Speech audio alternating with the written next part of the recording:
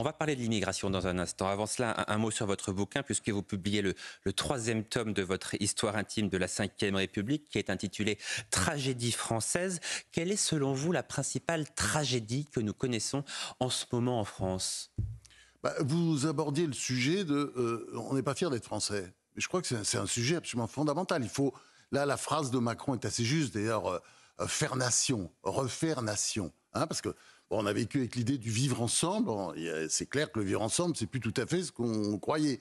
Donc, je pense que c'est vraiment le problème fondamental. Après, vous avez toutes sortes de sujets. Vous avez évidemment l'économie, parce que voilà, on va se contenter cette année, on va dire c'est bien parce que on a un commerce extérieur qui aura un déficit de 100 milliards. Je vous dirais c'est mieux que les 163 milliards de l'année dernière, de l'année d'avant. Mais bon, on a quand même, si vous voulez, on vit une sorte, c'est comme ça qu'on perçoit les choses, une sorte d'affaissement. Il faut se dire les choses.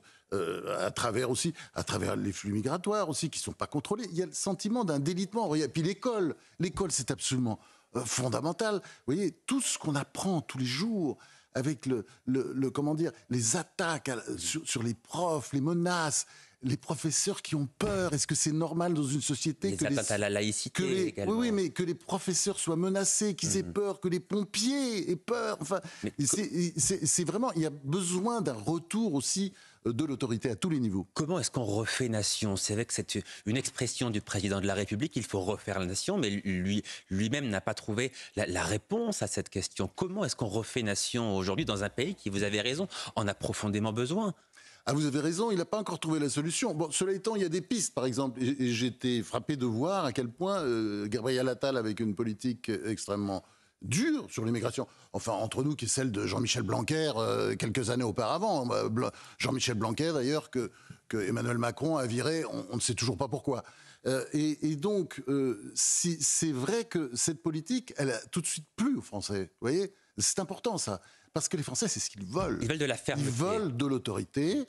Ils veulent. Mais non, mais attendez, la France, c'est aussi le partage, la redistribution, on est d'accord, l'État-providence, le modèle français, tout ça. Mais en fait, il faut aussi, pour vivre ensemble, il faut avoir des projets communs et comment dire, oui, et l'amour d'une... Enfin, c'est quoi? Enfin, il faut toujours relire, revenir au classique, Ernest Renan, qui a écrit qu'est-ce qu'une nation?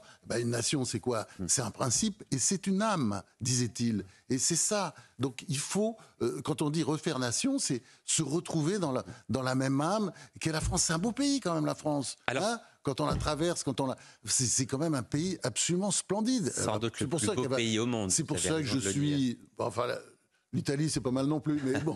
mais c'est pour ça que je reste fondamentalement optimiste. Même si vous voulez, mais les pires, c'est-à-dire ceux qu'on appelle les déclinistes, là, qui sont soi-disant les ennemis publics numéro 1, c'est pas du tout ceux que l'on croit. Ce sont pas ceux qui tirent les sonnettes d'alarme. Ceux qui sont les vrais déclinistes sont ceux qui sont dans le déni, qui disent « tout va bien, madame la marquise ».